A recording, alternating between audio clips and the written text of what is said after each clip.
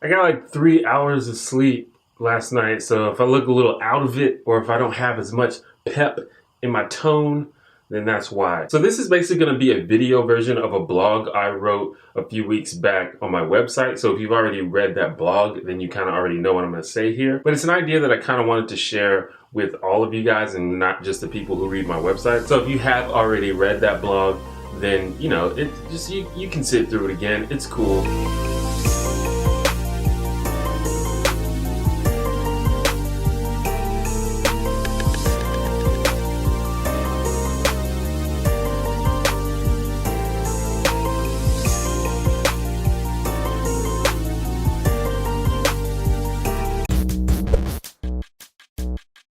Hi, I'm T1J. Follow me on Twitter. So sometimes an idea will pop up that defies what we think of as conventional wisdom. Sometimes these are just hoaxes and conspiracy theories or people just saying shit that's not true. Like apparently there are still people that think the earth is flat, and that idea definitely defies conventional wisdom, mainly because it's false. And a lot of times these ideas gain traction, this whole idea of what you've been told is a lie. Like the vast majority of people don't think the earth is flat, and I don't even know how many people do, but I know that it's way too many, because if it's any, that's too many. And that's kind of a funny example, but the thing about it is sometimes conventional wisdom is wrong. I don't know how it is in other countries, but those of us who grew up in America, when we were growing up, we were told that saturated fat and cholesterol were terrible for you. You should limit it as much as possible. You're gonna get heart disease, you're gonna die. But what studies are showing now is that saturated fat and cholesterol are not nearly as bad for us as we once thought. I mean, we should still strive to have a balanced diet, obviously, but this idea that saturated fat and cholesterol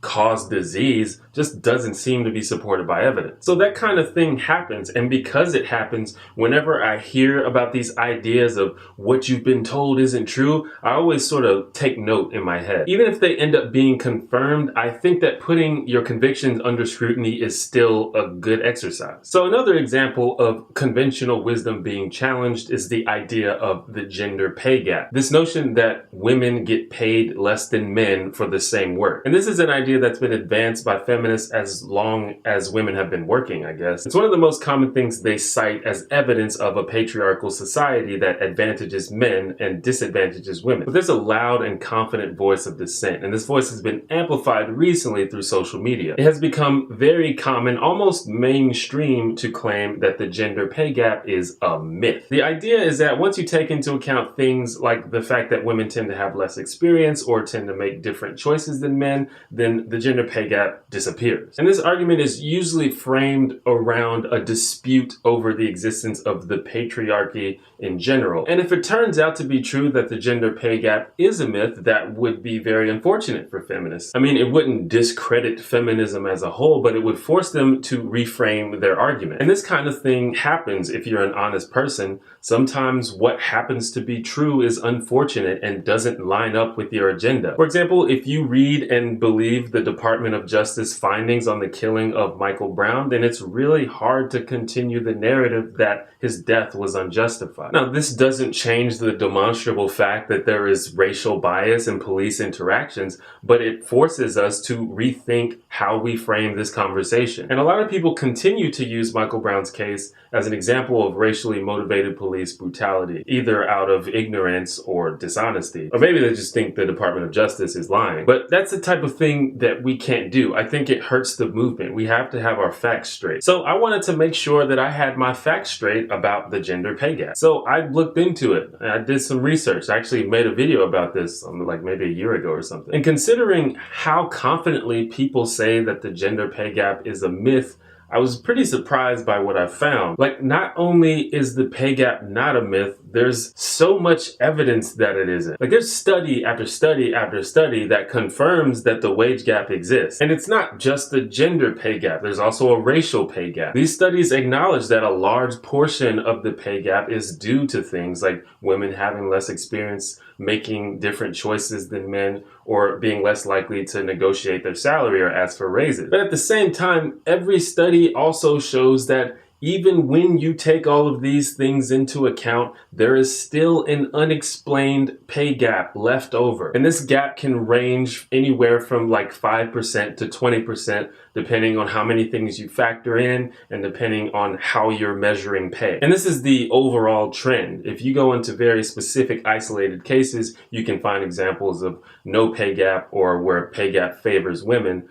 But overall, the trend is women make less than men for the same work, even when you factor in all those other things. Now, some people assume that this leftover gap is due to discrimination, and none of these studies can really prove that. That's why they call it an unexplained gap. But the gap exists. It is not a myth. I don't think it's unreasonable to suggest that discrimination plays a part in it, given what we know about attitudes towards women. But that's another discussion we could have. Right now, I'm telling you the wage gap is not a myth. So that leads to the inevitable question, why do so many people subscribe to this idea that the wage gap is a myth, even though there's lots of evidence that it isn't? And I guess it just goes back to what I've been talking about in terms of discourse on the internet. We just have no intention of trying to find common ground or actually discover the truth. We're more interested in taking sides and being divisive and jumping on the bandwagon. So we just subscribe to any claim that seems to confirm our biases and ignore any evidence to the contrary. And that sucks because it's really hard to have an intelligent, productive conversation about an issue when half the people in the room don't even think the issue exists in the first place. That's just me though. Thank you for watching this video. Check out this other video I made about free speech and the assholes who use it. I want to give a shout out to all of the new subscribers. How you doing? And remember,